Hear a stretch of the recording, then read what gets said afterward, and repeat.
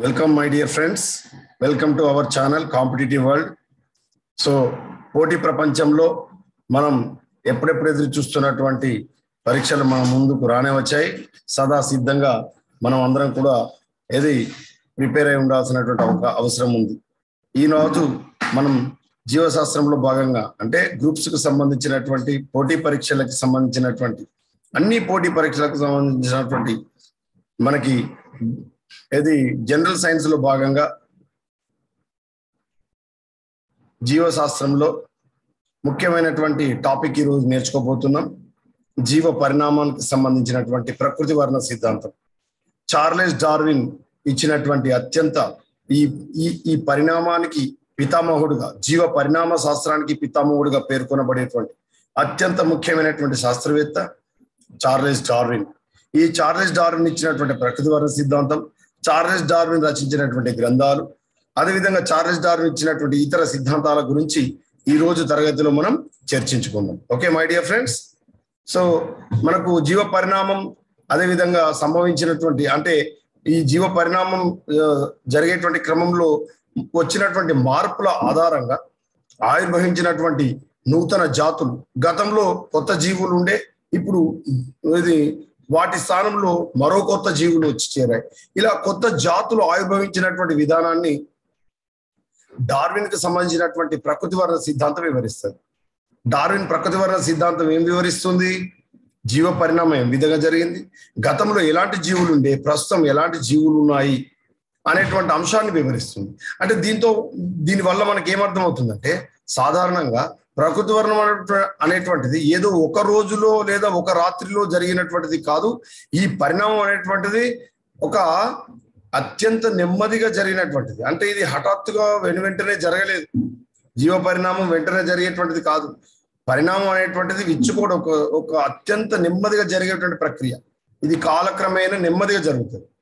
అంతేకాకుండా ఈ ప్రకృతి వర్ణ సిద్ధాంతం, డార్విన్ కి సంబంధించినటువంటి ప్రకృతి వర్ణ సిద్ధాంతం ఏం వివరిస్తుంది అంటే, ప్రకృతికి సంబంధించినటువంటి వైవిధ్యాలను ఇది కలిగించదు, అంటే ఇది వేరియేషన్ చూపించదు. అయితే ఈ ప్రకృతి అనేటువంటి ఉపయోగకరమైనటువంటి వైవిధ్యాలతో ఉన్నటువంటి జీవులను మాత్రం ఎన్నుకుంటుంది అని చెప్తుంది. అంటే థియరీ ఆఫ్ నేచురల్ సెలెక్షన్. ప్రకృతి వర్ణం ఏం చెప్తుందంటే, కొత్త కొత్త వైవిధ్యాలు ఇది కలిగించదు, కానీ ప్రకృతిలో మన్నికమైనది, నాణ్యమైనది, బలమైనది, దృఢమైనది, అత్యంత ఆమోదయోగ్యమైన దాన్ని మాత్రమే ప్రకృతి స్వయం సిద్ధంగా ఎన్నుకుంటుంది అని తెలియజేసేదే ప్రకృతి వర్ణ సిద్ధాంతం, థియరీ ఆఫ్ నేచురల్ సెలెక్షన్. మరి థియరీ ఆఫ్ నేచురల్ సెలెక్షన్ ఇచ్చినటువంటి ఈ శాస్త్రవేత్త చార్లెస్ డార్విన్ ఎక్కడ జన్మించాడు, ఏ దేశానికి సంబంధించినటువంటి వ్యక్తి, అతడు ఏ విధంగా శాస్త్రవేత్త అయ్యాడు, అతను నిజంగా చదువుకున్నాడా, అతని యొక్క ఆసక్తి ప్రకారం ఏ విధంగా మారాడు, దానికి సంబంధించినటువంటి కొంత చారిత్రక నేపథ్యాన్ని కూడా మనం చదవాల్సినటువంటి అవసరం ఉంది. చార్లెస్ డార్విన్ అనేటువంటి శాస్త్రవేత్త బ్రిటన్ దేశానికి సంబంధించినటువంటి ఒక ప్రకృతి శాస్త్రవేత్త. ఇతడు ఎక్కడ జన్మించాడంటే, మనకు ఇంగ్లాండ్లోని గ్రూస్బరీలో, ఇంగ్లాండ్లోని గ్రూస్బరీలో జన్మించాడు. ఇతడు ఏ సంవత్సరంలో జన్మించాడంటే, చార్లెస్ డార్విన్ 1809 సంవత్సరంలో ఫిబ్రవరి 12వ తారీఖున జన్మించాడు. అయితే చార్లెస్ డార్విన్ తర్వాత 22 సంవత్సరాల కాలంలో, అంటే 22 సంవత్సరాల వయసు ఉన్నప్పుడు, నూనుగు మీసాల వయసు ఉన్నప్పుడు, హెచ్ఎంఎస్ బీగిల్ అనేటువంటి ఒక బ్రిటిష్ నౌక పైన 5 సంవత్సరాల పాటు, ఎప్పుడు 22 సంవత్సరాల వయసు ఉన్నప్పుడు హెచ్ఎంఎస్ బీగిల్ అనేటువంటి ఒక బ్రిటిష్ నౌక పైన ప్రయాణిస్తూ 1831-35 సంవత్సరం పాటు, అంటే 5 సంవత్సరాల కాలం సముద్రయానం చేశాడు. ఏ నౌక పైన? HMS beagle. హెచ్ఎంఎస్ బీగిల్ అనేటువంటి నౌక, ఇది ఒక నౌక పేరు. హెచ్ఎంఎస్ బీగిల్ పైన ఎన్ని సంవత్సరాలు ప్రయాణం చేశాడు? 5 సంవత్సరాలు. అతనికి అప్పుడు ఎంత వయసు ఉండే? 22 సంవత్సరాలు, 22 ఇయర్స్, 22 సంవత్సరాల వయసు సమయంలో. మరి ఎక్కడ, ఏ సముద్రంలో ప్రయాణం చేశాడు? చూడండి, అట్లాంటిక్, దక్షిణ అమెరికా, దక్షిణ పసిఫిక్ మహాసముద్ర ద్వీపాల్లో అక్కడ ఉండేటువంటి ఐలాండ్స్ లో గల వృక్ష జంతుజాలాన్ని పరిశీలించాడు. కేవలం మొక్కలు, కేవలం జంతువులను కాదు, జంతువులను, వృక్షాలను అన్నిటిని కూడా పరిశీలన చేశాడు. అలా పరిశీలన చేస్తూ ఉండేటువంటి క్రమంలో ముఖ్యంగా దక్షిణ పసిఫిక్ మహాసముద్రంలో ఉండేటువంటి ప్రత్యేకమైనటువంటి ఒక దీవి, ఈ పేరు ఖచ్చితంగా గుర్తుపెట్టుకోవాలి. దక్షిణ పసిఫిక్ మహాసముద్రంలో ఉండేటువంటి ఒక ప్రత్యేకమైనటువంటి ఒక దీవి ఉంది. ఆ దీవి పేరు ఏంటిదంటే గ్యాలపోగాస్ దీవులు. ఏ దీవులు? గాలపోగాస్ దీవులు. ఎక్కడ ఉన్నాయి అవి? దక్షిణ పసిఫిక్ మహాసముద్రంలో. ఈ దక్షిణ పసిఫిక్ మహాసముద్రంలో ఉండేటువంటి గ్యాలపోగాస్ దీవుల్లో ఉండేటువంటి ప్రత్యేకమైనటువంటి పక్షులను ఎంపిక చేసుకున్నాడు. ఏ పక్షులట అవి? ఫించ్ పక్షులు. ఏ పక్షులు? ఫించ్ పక్షులను ఎంపిక చేసుకున్నాడు. ఇలా ఫించ్ పక్షులకు ఎంపిక చేసుకొని వాటి యొక్క ముక్కుల యొక్క నిర్మాణంలో ఉండేటువంటి వ్యత్యాసాలను, వైవిధ్యాలను గమనించాలి.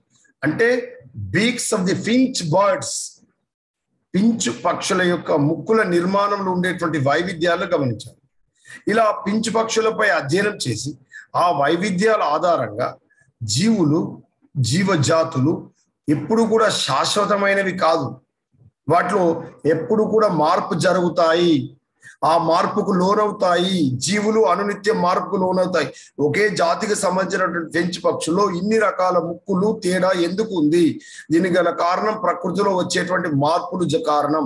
ఈ మార్పులకు ఆ జీవులు కారణం అవుతాయి అని తెలియజేసినటువంటి శాస్త్రవేత్త చార్లెస్ డార్విన్. చార్లెస్ డార్విన్ ప్రకారం జీవజాతులు ఎల్లప్పుడూ ఒకే విధంగా శాశ్వతంగా ఉండవు, వాటి నిర్మాణంలో మార్పు జరుగుతాయి. ఆ మార్పులు ప్రకృతిని అనుసరించి జరుగుతాయి కాబట్టి ప్రకృతికి మార్పులకు లోనవుతాయి అని తెలియజేశాడు. అంతేకాకుండా చార్లెస్ డార్విన్ ప్రఖ్యాత రచనలు అనేక మార్పు తీసుకొచ్చాయి. తన జీవితంలో అనేకమైనటువంటి మార్పులు తీసుకొచ్చాయి. గొప్ప మార్పు కారణమైనటువంటి రచనలు ఎవరంటే థామస్ మాల్థూస్ రచించినటువంటి జనాభాకు సంబంధించినటువంటి వ్యాసం ఏంటిదంటే an essay on the principles of population అనేటువంటి ఒక గ్రంథం ఎవరు రాశారు? థామస్ మాల్థూస్ రాశారు. ఈ థామస్ మాల్థూస్ రచించినటువంటి ఈ గ్రంథం చార్లెస్ డార్విన్ యొక్క జీవితంపై అత్యంత ముఖ్యమైనటువంటి ప్రభావం చూపింది. మరి థామస్ మాల్థూస్ రచించినటువంటి గ్రంథం ఏంటిదంటే an essay on the principle of population. An essay on the principles of population ఏమని చెప్తుందంటే జనాభా పెరుగుదల ఏ విధంగా ఉంటే గుణశ్రేణిలో జామితీయ రీతిలో పెరుగుతుందంటే ఎట్లా? ఇంటూ గుణకారం 1 2 2 4 4 8 8 16 16 32 32 64 ఇట్లా గుణశ్రేణిలో పెరుగుతూ ఉంటే మరి ఈ జనాభాకి కావలసినటువంటి ఆహారం మాత్రం అంక శ్రేణిలో పెరుగుతుంది అని తెలియజేస్తుంది. అంటే 1 2 3 4 5 ఇట్లా. అంటే అంక శ్రేణిలో పెరుగుతుందంటే 1 తర్వాత 2 2 తర్వాత 3 4 5 6 ఇట్లనే ఉంటుంది. కానీ జనాభా ఎలా పెరుగుతుంది? డబుల్ అవుతుంది. 1 2 2 4 4 8 8 16 16 32 32 64 64 128 ఇట్లా పెరుగుతూ పోతుంది అనమాట. ఇలా గుణశ్రేణిలో జనాభా పెరిగితే అంక శ్రేణిలో ఆహారం పెరుగుతుంది. కాబట్టి జనాభాకి అవసరమైనటువంటి ఆహారాలు భవిష్యత్తులో దొరకవు, సరైన మోతాదులో ఉండవు. జనాభా పెరుగుదల అనేటువంటిది ఏ విధంగా జరుగుతుంది అనేటువంటిది థామస్ మాల్థూస్ రచించినటువంటి an essay on the principles of population అనేటువంటి గ్రంథంలో వివరించడం జరిగింది. An essay on the principles of population ప్రకారం జనాభా గుణశ్రేణిలో పెరుగుతుంది, ఆహారం అంక శ్రేణిలో పెరుగుతుంది. ఇది చార్లెస్ డార్విన్ జీవితం పైన గొప్ప పరిణామం తీసుకొచ్చింది, గొప్ప ప్రభావం తీసుకొచ్చింది. ఇక తర్వాత రెండవ శాస్త్రవేత్త ఎవరంటే చార్లెస్ లయల్ అనేటువంటి శాస్త్రవేత్త. ఈ చార్లెస్ లయల్ అనేటువంటి శాస్త్రవేత్త రచించినటువంటి గ్రంథం ఏంటంటే చార్లెస్ లయల్ రచించినటువంటి గ్రంథం principles of geology. Principles of geology అనేటువంటి గ్రంథం రచించినటువంటి శాస్త్రవేత్త చార్లెస్ లయల్. మరి దీని ప్రకారం ఏంటిదంటే భౌగోళిక మార్పులు నెమ్మదిగా క్రమబద్ధంగా జరుగుతాయని తెలియజేశాడు. అంటే జీవిలో మార్పు ప్రకృతిలో జరుగుతున్నప్పటికీ భౌగోళికమైనటువంటి మార్పు కూడా ప్రకృతిలో జరుగుతాయి. అంటే జీవుల్లోనే కాదు, భౌగోళిక మార్పులు కూడా ప్రకృతిలో జరుగుతాయని తెలియజేసినటువంటి శాస్త్రవేత్త చార్లెస్ లయల్. వీరిద్దరి గ్రంథాల ఆధారంగా చార్లెస్ డార్విన్ యొక్క జీవితం చాలా ప్రభావానికి లోనైందని చెప్పవచ్చు. ఏంటంటే అది number 1 an essay on the principles of population రచించినటువంటి శాస్త్రవేత్త Thomas Malthus. The principles of geology అనే గ్రంథం రచించినటువంటి శాస్త్రవేత్త చార్లెస్ లయల్. వీరిద్దరు రచించినటువంటి గ్రంథాలు, వారికి సంబంధించినటువంటి రచనలు చార్లెస్ డార్విన్ యొక్క జీవితం పైన అత్యంత ముఖ్యమైనటువంటి ప్రభావితాన్ని చూపాయి. మరి చార్లెస్ డార్విన్ సంబంధించినటువంటి జీవ పరిణామ సిద్ధాంతాన్ని శాస్త్రీయంగా సరైన ఆధారాలతో మరి మొట్టమొదటిసారిగా ప్రతిపాదించినటువంటి శాస్త్రవేత్త ఎవరంటే చార్లెస్ డార్విన్. కాబట్టి చార్లెస్ డార్విన్ ను ఏమంటాడంటే ప్రకృతి వర్ణ సిద్ధాంత పితామహుడు లేదా జీవ పరిణామ శాస్త్ర పితామహుడుగా పేర్కొంటాడు. ఫాదర్ ఆఫ్ ఎవల్యూషన్ గా పేర్కొంటాడు. ఎవరిని? Charles Darwin, father of evolution. అదే కాలంలో ఆల్ఫ్రెడ్ రస్సెల్ అనేటువంటి శాస్త్రవేత్త, అదేవిధంగా వాలెస్ అనేటువంటి శాస్త్రవేత్తలు ఇద్దరు. ఎవరెవరు? ఆల్ఫ్రెడ్ రస్సెల్ మరియు వాలెస్ అనేటువంటి ఇద్దరు శాస్త్రవేత్తలు మలయ ఆర్చిపెలాగోలోని జంతు వృక్ష జాతులను పరిశీలించి డార్విన్ లాగే స్వతంత్రంగా వీరు కూడా ప్రకృతి వర్ణ సిద్ధాంతాన్ని ప్రతిపాదించి ఎవరికి పంపారు? నాయనా డార్విన్, నీవు చేసినటువంటి పరిశోధనకు ఇది పోలి ఉన్నది అని డార్విన్కే పంపారు. ఎవరు? ఆల్ఫ్రెడ్ రస్సెల్ మరియు వాలెస్ అనేటువంటి ఇద్దరు శాస్త్రవేత్తలు. ఆల్ఫ్రెడ్ రస్సెల్ మరియు వాలెస్ అనేటువంటి ఇద్దరు శాస్త్రవేత్తలు మలయ ఆర్చిపెలాగోలోని వృక్ష జంతు జాతులను పరిశీలించి డార్విన్ లాగే ప్రకృతి వర్ణ సిద్ధాంతాన్ని వారు కూడా ప్రతిపాదించారు, కానీ ఆయనకే పంపారు చార్లెస్ డార్విన్. కాబట్టి చార్లెస్ డార్విన్ కి సంబంధించి వాలెస్ కంటే కూడా ఎక్కువ నిరూపణలు చార్లెస్ డార్విన్ లిన్నేయస్ సొసైటీకి వీరు పంపించారు. కాబట్టి ఆ గొప్పతనం అంతా డార్విన్కే దక్కింది. కాబట్టి డార్విన్ ప్రకృతి వర్ణ సిద్ధాంతం లేదా పరిణామ శాస్త్ర పితామహుడుగా పేర్కొంది. అంతేకాకుండా అదే కాలంలో చార్లెస్ డార్విన్ ఏం చేశాడంటే ప్రత్యేకించి ఒక గ్రంథాన్ని రచించాడు. ఏంటిదట? జాతుల ఉత్పత్తి అనే గ్రంథాన్ని రచించింది. ఆరిజిన్ ఆఫ్ స్పీసీస్, ఇంగ్లీష్లో ఏమంటాం? ఆరిజిన్ ఆఫ్ స్పీసీస్, జాతుల ఉత్పత్తి అనే గ్రంథాన్ని రచించినటువంటి శాస్త్రవేత్త ఎవరు? Charles Darwin. జాతుల ఉత్పత్తి, దీన్ని ఆరిజిన్ ఆఫ్ స్పీసీస్ అంటారు. చార్లెస్ డార్విన్ 1859 సంవత్సరంలో జాతుల ఉత్పత్తి అనే గ్రంథాన్ని రచించాడు. 1859 సంవత్సరంలో జాతుల ఉత్పత్తి అనేటువంటి గ్రంథాన్ని ప్రచురించాడు. కాబట్టి 19వ శతాబ్దంలో అత్యంత ప్రత్యేకమైనటువంటి గ్రంథం ఏంటిదని చెప్పవచ్చు? జాతుల ఉత్పత్తి, ఆరిజిన్ ఆఫ్ స్పీసీస్. ఈ పుస్తకం పేరు ఏంటిదంటే ఇంకా ఏమని చెప్పవచ్చు అంటే ఈ పుస్తకం యొక్క పేరును the origin of species by means of natural selection లేదా the preservation of favoured races in the struggle for life. అంటే మనకు ఈ ప్రకృతి వర్ణ సిద్ధాంతానికి సంబంధించి ఎవరైతే రచించినటువంటి ది ఆరిజిన్ ఆఫ్ స్పీసీస్, జాతుల ఉత్పత్తి అనే గ్రంథం యొక్క పూర్తి పేరు ఏంటిది? చార్లెస్ డార్విన్ రచించినటువంటి ఆరిజిన్ ఆఫ్ స్పీసీస్ లేదా జాతుల ఉత్పత్తికి సంబంధించి పూర్తి పేరు ఏంటిది? పుస్తకం పేరు అంటే ఏమని చెప్పొచ్చు? The origin of species by means of natural selection or the preservation of favoured races in the struggle for life. ఇది పుస్తకం యొక్క పూర్తి పేరు. తర్వాత డార్విన్ రచించినటువంటి ఇతర పుస్తకాల పేరు చూద్దాం. మొదటిది the structure and distribution of coral reefs. మనకు సముద్రంలో ఉండేటువంటి కోరల్ రీఫ్స్ ఏ విధంగా వాటి నిర్మాణం ఉంది, వాటి విస్తరణ ఏ విధంగా ఉందో వివరించేది the structure and distribution of coral reef అనే గ్రంథం. అదేవిధంగా రెండవ గ్రంథం ఏంటిదంటే geological observations on South America, దక్షిణ అమెరికాకు సంబంధించినటువంటి భౌగోళికమైనటువంటి పరిశీలనకు సంబంధించినటువంటి గ్రంథం. తర్వాత ఫర్టిలైజేషన్ ఆఫ్ ఆర్కిడ్ లో జరిగేటువంటి ప్రత్యుత్పత్తి, ఆర్కిడ్ లో జరిగేటువంటి ఫలదీకరణ. తర్వాత నాలుగవది variations of animals and plants under domestication. అక్కడ ఉండేటువంటి ఆ భౌగోళిక ప్రాంతంలో అక్కడ ఉండేటువంటి ఆ స్థానియ జాతుల్లో మనకు వైవిధ్యాలు ఏ విధంగా ఉన్నాయి మొక్కల్లో, జంతువులు అనేటువంటి వివరిస్తుంది ఆ గ్రంథం. తర్వాత నెక్స్ట్ది ద డీసెంట్ ఆఫ్ మ్యాన్, మనిషికి సంబంధించినటువంటి అత్యంత ప్రామాణికమైనటువంటి మానవులకు సంబంధించినటువంటి మానవ జాతికి సంబంధించినటువంటి అత్యంత ప్రామాణికమైనటువంటి పుస్తకంగా పేర్కొనేటువంటి ద డీసెంట్ ఆఫ్ మ్యాన్ గ్రంథాన్ని రచించింది చార్లెస్ డార్విన్. తర్వాత next the expression of the emotions in man and animals, మానవులకు జంతువులకు సంబంధించినటువంటి భావావేశాలకు సంబంధించి ఏ విధంగా ప్రవర్తిస్తారు, ఏ విధంగా ఉద్రేకానికి లోనవుతారు, ఏ విధంగా తన యొక్క భావజాలాన్ని వ్యక్తీకరిస్తారు అనేటువంటి వివరించే గ్రంథమే the expression of the emotion in animals and mans. అదేవిధంగా ఏడవది ఇన్సెక్టివోరస్ ప్లాంట్స్, కీటకాహార మొక్కలకు సంబంధించినటువంటి గ్రంథం కూడా రచించాడు. మనకు తెలుసు నెపంతిస్, డ్రసీరా, డయోనియా, యుట్రిక్యులేరియా అనేటువంటి మనకు కీటకాహార మొక్కలు ఉన్నాయి. వాటినే మనకు పరాన్న జీవ పరభక్షక మొక్కలు అని పిలుస్తారు. ముఖ్యంగా అస్సాం అడవుల్లో పెరిగేటువంటి నెపంతిస్ కూజాకార మొక్కకు సంబంధించి మనం చెప్పుకోవచ్చు. అదేవిధంగా వీనస్ ఫ్లైట్రాప్, డయోనియా వీనస్ ఫ్లైట్రాప్ అని పిలుస్తాం, సన్డ్యూ ప్లాంట్స్, డ్రసీరా, అదేవిధంగా మనకు ఫిచర్ ప్లాంట్ గా చెప్పుకునేటువంటి నెపంతిస్, అదేవిధంగా బ్లాడర్ వట్ గా చెప్పుకునేటువంటి యూట్రిక్యులేరియా, నీటి మొక్కకు సంబంధించి యూట్రిక్యులేరియా కూడా మన కీటకాహార మొక్కలు ఉన్నాయి. ఈ కీటకాహార మొక్కలకు సంబంధించినటువంటి గ్రంథం చార్లెస్ డార్విన్ ఇన్సెక్టివోరస్ ప్లాంట్స్. తర్వాత 8వది the effects of cross and self fertilisation in the vegetable Kingdom.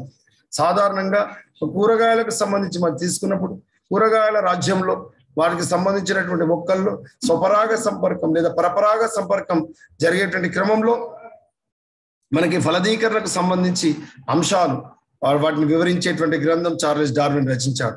అదేవిధంగా flowers, different forms of flowers on plants on the same species. సాధారణంగా మొక్కలకు సంబంధించినటువంటి పుష్పాలు ఇచ్చిపెట్టినటువంటి మొక్కలు, ఫెనెరోగామే అని చెప్పుకునేటువంటి పుష్పాలకు సంబంధించినటువంటి మొక్కల్లో ఒకే జాతికి సంబంధించినటువంటి వాటిల్లో వేరువేరు మొక్కలు, వేరువేరు రకాల పుష్పాలు ఏ విధంగా ఆవిర్భవించాయనేటువంటి అంశాన్ని వివరించినటువంటి గ్రంథం different forms of flowers on plants of the same species. ఒకే జాతికి సంబంధించినటువంటి పుష్పించే మొక్కల్లో మనకు వైవిధ్యాలు లేదా వ్యత్యాసాలు ఏ విధంగా ఉన్నాయో చెప్పారు చార్లెస్ డార్విన్. తర్వాత the power of movements in plants, మొక్కల్లో జరిగేటువంటి చలనాలు, మనకు అనుచలనమని, అనువర్తన చలనమని, అదేవిధంగా అనుకుంచిత చలనాలని మనం చెప్పుకుంటాం. దాంతో పాటుగా మనకు థిగ్మోనాస్టిక్ మూవ్మెంట్స్, స్పర్శానుకుంచిత చలనాలు, పీడనానుకుంచిత చలనాలు, అదేవిధంగా కాంతి అనువర్తన చలనాలు, గురుత్వానువర్తన చలనాలు ఏ విధంగా మొక్కల్లో వాటికి సంబంధించినటువంటి మనుగడ ఏ విధంగా కొనసాగిస్తాయి అనేటువంటి అంశాన్ని the power of movement in plants అనేటువంటి గ్రంథం రచించినటువంటి శాస్త్రవేత్త చార్లెస్ డార్విన్. తర్వాత next selection in relation to sex. So ఒకే జాతికి సంబంధించినటువంటి, ఒకే లింగానికి సంబంధించి లేదా భిన్న లింగాలకు సంబంధించినటువంటి, అంటే స్త్రీ పురుష జీవులకు సంబంధించినటువంటి వాటిలో ఏ విధంగా ఎంపిక జరుగుతుంది, ఆ ఎంపికకు సంబంధించినటువంటి వివరించేటువంటి గ్రంథం selection in relation to sex. వాటికి సంబంధించి ప్రత్యుత్పత్తికి సంబంధించి జీవుల ఎంపిక కూడా ఏ విధంగా ఉంటుందో వివరిస్తాడు Charles Darwin selection in relation to sex అనేటువంటి గ్రంథంలో.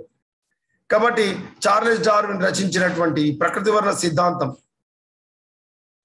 పరిశీలన అన్ని కూడా ప్రకృతి వర్ణ సిద్ధాంతమునే పేర్కొంటారు. కాబట్టి ఇది అంతా కలిపి మనం ఏమని పిలుస్తామంటే డార్వినిజం అని పిలుస్తాం. ఏమంటాం? Darwinism. Darwinism is nothing but theory of natural selection, ప్రకృతి వర్ణ సిద్ధాంతం. మరి ప్రకృతి వర్ణ సిద్ధాంతంలో మరి పేర్కొనబడినటువంటి అత్యంత ముఖ్యమైనటువంటి ప్రతిపాదనలు ఏంటివి? ఆ ప్రతిపాదనలు ఏంటి అంటే చూడండి, అత్యంత ముఖ్యమైనవి ప్రకృతి వర్ణ సిద్ధాంతం లేదా డార్వినిజంలో మొదటిది ప్రత్యుత్పత్తి, తర్వాత జనాభాల నిర్ణీత సంఖ్య, తర్వాత మనుగడ కోసం పోరాటం, స్ట్రగుల్ ఫర్ ఎగ్జిస్టెన్స్, వేరియేషన్స్ వైవిధ్యాలు, ప్రకృతి వర్ణం నేచురల్ సెలెక్షన్, హెరిడిటీ అనువంశికత, కృత్రిమ ఎన్నిక ఆర్టిఫిషియల్ సెలెక్షన్, లైంగిక ఎన్నిక sex, selection of the sex, pan genesis theory, pan genesis సిద్ధాంతం. ఇవన్నిటి కూడా ముఖ్యమైనటువంటి ప్రతిపాదనలు చార్లెస్ డార్విన్ మనకు ఇచ్చాడు. దీంట్లో భాగంగా మనం చెప్పుకోవాల్సింది ఏంటంటే అధిక సంతానోత్పత్తి. కాబట్టి ప్రతి జీవి కూడా ఈ భూమిపై తన మనుగడ కొనసాగించడానికి జరిపేటువంటి అత్యంత ముఖ్యమైనటువంటి శరీరధర్మ ప్రక్రియ సంతానోత్పత్తి, జీవులను ఉత్పత్తి చేయడం.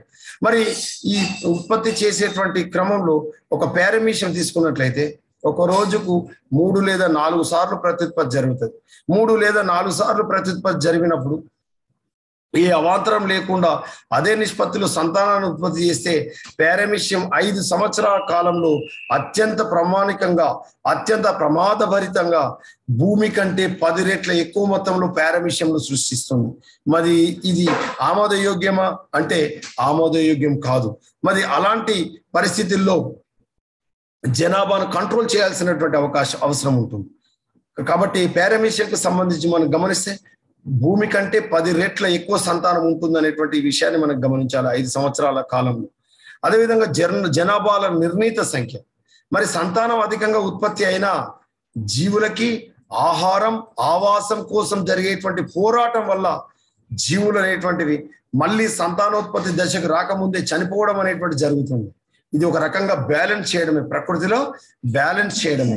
అంటే జీవుల సంఖ్య స్థిరంగా ఉండడం కోసం జరిగేటువంటి ఒక పోరాటంగా మనం చేయవచ్చు, స్ట్రగుల్ గా మనం భావించవచ్చు. ఇది డార్విన్ గుర్తించినటువంటి రెండవ సత్యం. మొదటిది అధిక సంతానోత్పత్తి అయితే ఆ సంతానం మళ్ళీ భవిష్యత్తులో మళ్ళీ కొత్త సంతానోత్పత్తి వచ్చేంత వరకు బతకజాలవు, మనజాలవు, మనగడ కొనసాగించవు. ఎందుకంటే అవి అనునిత్యం ఆహారం కోసం కావచ్చు, ఆవాసం కోసం కావచ్చు, లేదా నివాసం కోసం కావచ్చు, ప్రత్యుత్పత్తి కోసం కావచ్చు పోరాటం జరుపుతూ ఉంటాయి. అలా జరిపేటువంటి క్రమంలో సంతానోత్పత్తి దశకు రాకముందే అవి అంతరించిపోతాయి లేదా అవి మరణిస్తాయి. అలా మరణించడం ఈ ప్రకృతిలో జరిగేటువంటి ఒక సుస్థిరతకు, ఒక సమతా స్థితికి, ఒక బ్యాలెన్స్డ్కి ఒక ప్రమాణికంగా చార్లెస్ డార్విన్ పేర్కొంటాడు. ఇదే చార్లెస్ డార్విన్ పేర్కొన్నటువంటి రెండవ సత్యం. ఇక మూడవది అత్యంత ముఖ్యమైనది మనుగడ కోసం పోరాటం. Struggle for existence. ఆహార పరిమితంగా ఉంది. ఇంతకుముందే మాల్తూ చెప్పాడు చూడండి, ఆహారము అంక శ్రేణిలో పెరిగితే జనాభా గుణశ్రేణిలో పెరుగుతుంది అని. అంటే ఇంటూ మల్టిప్లై అవుతుంది జనాభా, కానీ ఆహారం ప్లస్ మాత్రం అవుతుంది. 1 2 3 4 అని ఆహారంగా తీసుకుంటే జనాభా పెరుగుదల మల్టిప్లై అవుతుంది. 2 4 8 16 32 64 ఇట్లా పెరుగుతూ పోతుంది. కాబట్టి ఆహారం పరిమితంగా ఉంది, జీవుల సంఖ్య అపరిమితంగా పెరుగుతుంటే వాటి మధ్య తీవ్రమైనటువంటి పోటీ ఏర్పడుతుంది. దీన్నే స్ట్రగుల్ ఫర్ ఎగ్జిస్టెన్స్ అని పేర్కొన్నారు. మరి ఇలా స్ట్రగుల్ ఫర్ ఎగ్జిస్టెన్స్ జరుగుతుండేటువంటి క్రమంలో ఈ 3 రకాల మనకు పోరాటం జరుగుతుంది. ఒకే జాతికి సంబంధించినటువంటి సంఘర్షణ జరిగితే దాన్ని సజాతి సంఘర్షణ అంటాం. అంటే ఒకే జాతికి సంబంధించినటువంటి జాతుల మధ్య పోరాటం సజాతికి, అంటే ఒకే జాతి జీవుల మధ్య పోరాటం. అంటే మనిషికి మనిషికి మధ్య పోరాటం, కుక్కకు కుక్క, పిల్లికి పిల్లి, ఎలుకకు ఎలుక, జింకకు జింక, పులికి పులి, అంటే ఒకే జాతికి సంబంధించిన జీవుల మధ్య పోరాటం జరుగుతుంది. దీన్ని ఎట్లా మనం వివరించవచ్చు అంటే, అక్కడ మనం జింక ఒకటే ఉంది, 3 పులులు ఉన్నాయి. ఏది తినాలే, బలమైంది దృఢమైంది మాత్రమే తింటుంది, మిగతాయి అంతరించిపోతుంది. ఒకటి మాత్రమే తిని బతుకుతుంది, మిగతా 2 చనిపోతాయి.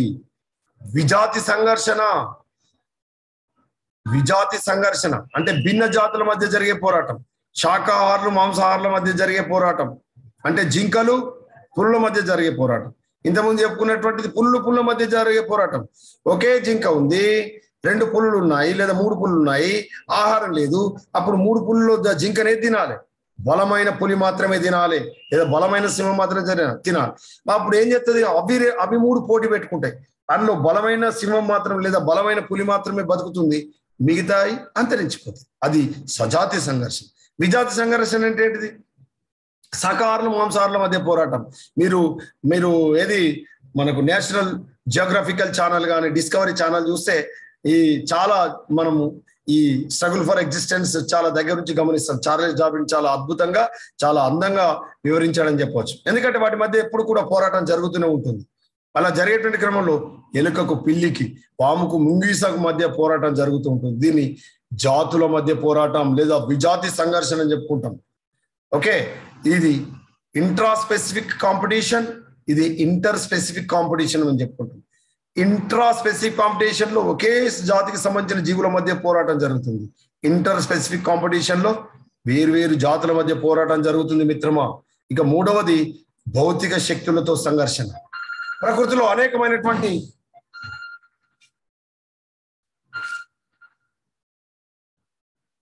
అనేకమైనటువంటి మనకు ఏవి మార్పులు జరుగుతాయి అంటే విపత్తులు వస్తాయి. ముఖ్యంగా తుఫానులు, వరదలు, భూకంపాలు, సునామీలు. అంటే భౌతికంగా అంటే సహజ సిద్ధంగా ప్రకృతిలో వచ్చేటువంటి మనం వీటిని ఏమంటారు, సహజమైనటువంటి మనకి ఏది డిజాస్టర్, నేచురల్ డిజాస్టర్ అని పిలుస్తాం. అంటే ప్రకృతి విపత్తులు అని పిలుస్తాం. ఇలాంటి విపత్తులు వచ్చినటువంటి క్రమంలో జీవులు పోరాటం జరుపుతాయి. అందులో నాణ్యమైనవి, మన్నిక ఉన్నవి కొన్ని మాత్రం బతుకుతాయి, మిగతాయి కాలగర్భంలో కలిసిపోతాయి, అందులో కొట్టుకుపోతాయి, చనిపోతాయి. అదేవిధంగా 2001 జనవరి 26 నాడు ఉదయం పూట వచ్చినప్పుడు కచ్ లేదా భుజ్ గుజరాత్ లో వచ్చినటువంటి భూకంపంలో కొన్ని వేల లక్షల మంది చనిపోయారు. అదేవిధంగా 2004లో సునామీ వచ్చింది, తమిళనాడు తీర ప్రాంతంలో కొన్ని లక్షల మంది సునామీలో కనుమరుగైపోయారు. అంటే ప్రకృతి విపత్తులు వచ్చినప్పుడు, ప్రకృతి విలయతాండం చేసినప్పుడు మనిషి విర్రవీగుతున్నాడు, నాకంటే గొప్పవాడే వల్లేడని, కానీ కాలగర్భంలో కలిసిపోతాడనే విషయం మనిషి అర్థం చేసుకోవాలని చెప్తాడు చార్లెస్ డార్విన్. ఆ తర్వాత చార్లెస్ డార్విన్ చెప్పినటువంటి మనుగడ కోసం పోరాటం తర్వాత చెప్పినటువంటిది ఏంటంటే వైవిధ్యాలు, వేరియేషన్స్. ఈ వైవిధ్యాలు అనేటువంటివి సాధారణంగా జీవుల మధ్య వ్యత్యాసం కనిపిస్తుంది. ఈ వైవిధ్యాలు అనేటువంటివి తల్లిదండ్రులకి పుట్టినటువంటి సంతానంలో తేడా ఉంటుంది. మీరు గమనించండి. అంటే ఒకే సంతానంలో ఒకే ఇంట్లో ఉండేటువంటి సంతానం మధ్య తేడా ఉంటుంది. దానికి గల కారణం వైవిధ్యాలు. కాబట్టి ఈ జీవుల మధ్య కనిపించేటువంటి తేడాలని మనం ఏమని పిలుస్తాం? వైవిధ్యం అని పిలుస్తాం. ఈ వైవిధ్యాలు ఉపయుక్తంగా ఉంటాయి, నిరుపయుక్తంగా ఉంటాయి. అంటే హానికరంగా ఉండవచ్చు, ఉపయోగకరంగా ఉండవచ్చు. కాబట్టి ఉపయోగకరమైనటువంటి వైవిధ్యం కలిగినటువంటి జీవులు ఉపయోగకరం లేనటువంటి జీవుల కంటే ఎక్కువ కాలం కొనసాగిస్తాయి. ఈ విషయం మనం గమనించాలి. ఫర్ ఎగ్జాంపుల్, దేహంపై దట్టంగా రోమాలు ఉండేటువంటి గొర్రె చలి నుంచి రక్షించబడుతుంది. అదేవిధంగా మనకు మంచులో, అంటే మనకు హిమాలయ పర్వత ప్రాంతంలో పెరిగేటువంటి ఇది ఒక బియర్ అంటే ఎలుగుబంటి తీసుకున్నప్పుడు దాని చర్మం పైన చాలా ఎక్కువ మొత్తంలో దట్టంగా ఉండేటువంటి ఊలు ఉంటుంది. అవునా కాదు? అది మాత్రమే చలిబారి నుంచి రక్షణ పొందుతుంది.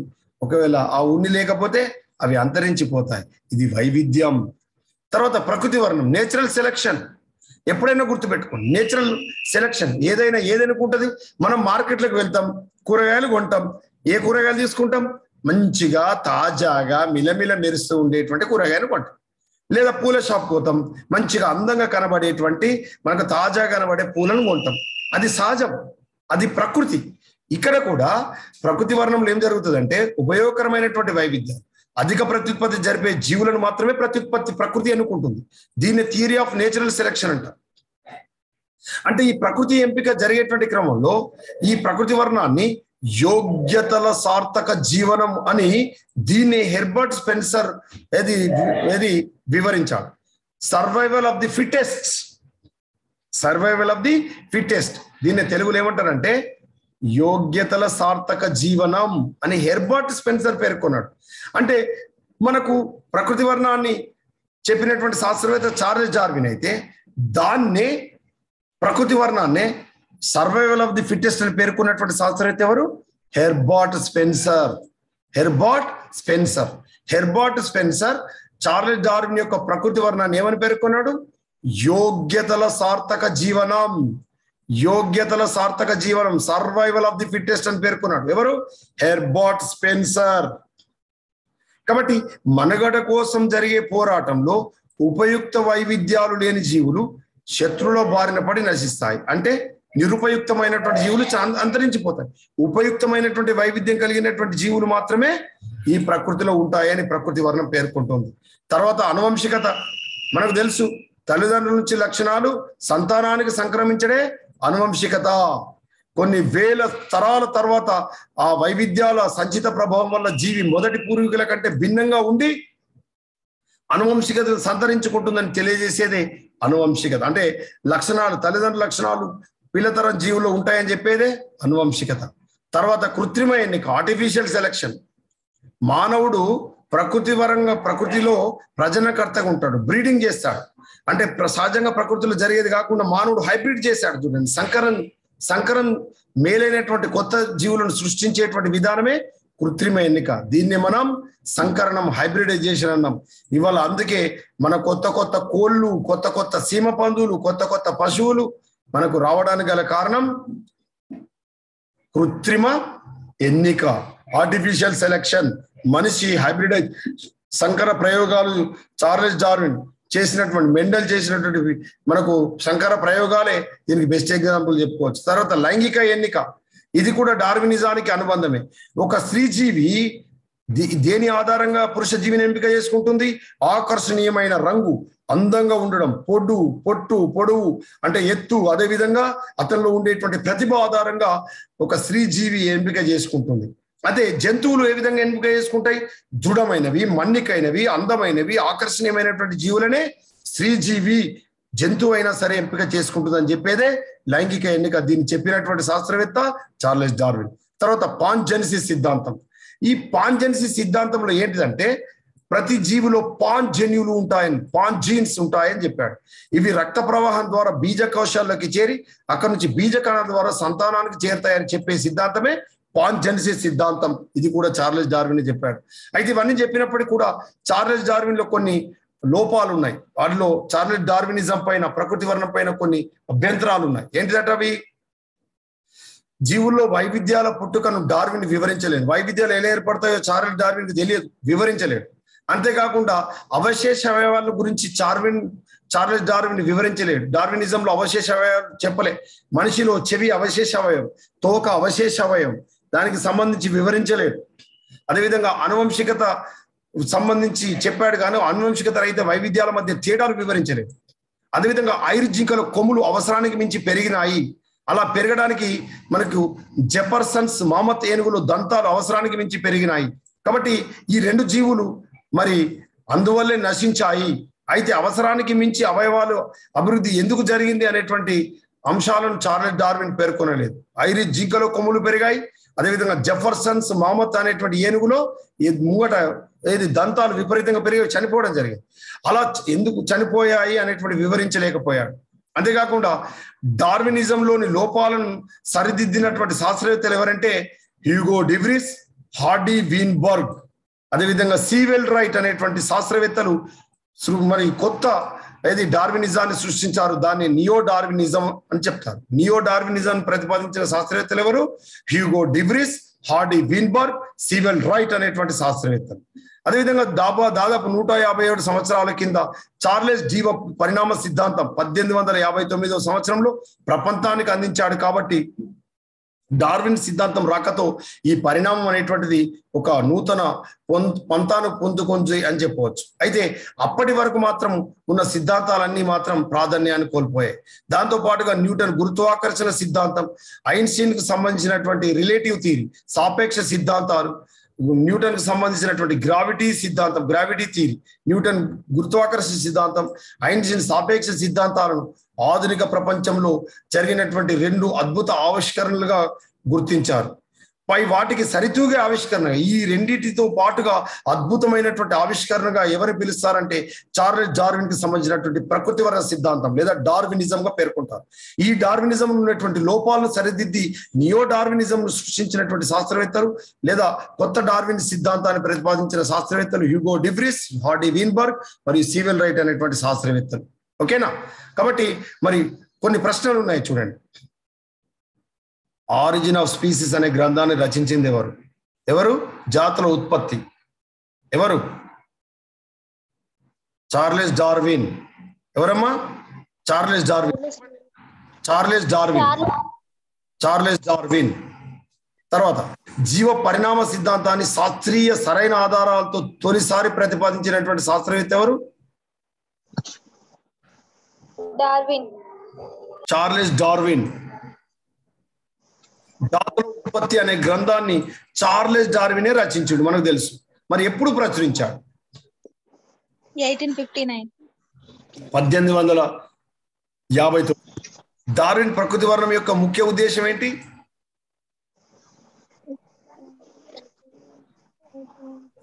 ఉపయుక్త నిరుపయుక్త సూత్రమా, ఆర్జిత గుణాల అనువంశికతనా, యాదృచ్ఛిక మార్పా, అత్యుత్పత్తి, పోరాటం, యోగ్యతల సార్థక జీవనము?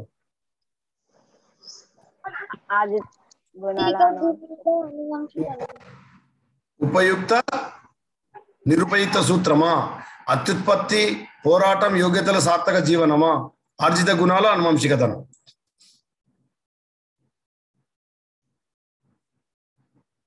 అత్యుత్పత్తి, పోరాటం, అంతే కదా.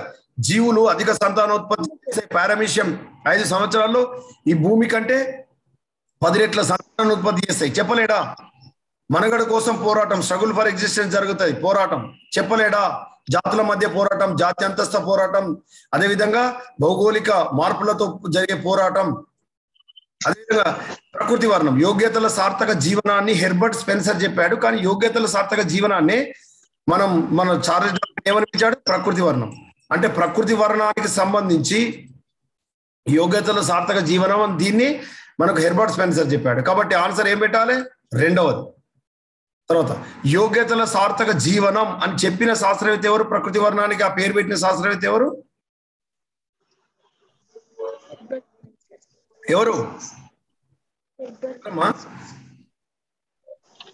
యోగ్యతల సార్థక జీవనం అని చెప్పిన శాస్త్రవేత్త ఎవరు? Herbert Spencer. అంటే హెర్బర్ట్ స్పెన్సర్ చార్లెస్ డార్విన్ యొక్క ప్రకృతి వర్ణ సిద్ధాంతాన్ని హెర్బర్ట్ స్పెన్సర్ యోగ్యతల సార్థక జీవనం అని పిలిచాడు. జీవ పరిణామ శాస్త్ర పితామహుడు ఎవరు ఇప్పుడు చెప్పండి?